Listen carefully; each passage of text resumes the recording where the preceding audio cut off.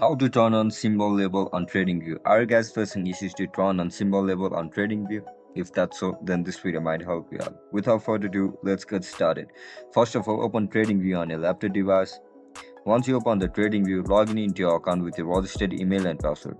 After you get logged in, now look at the right side of the screen. Right click on this label.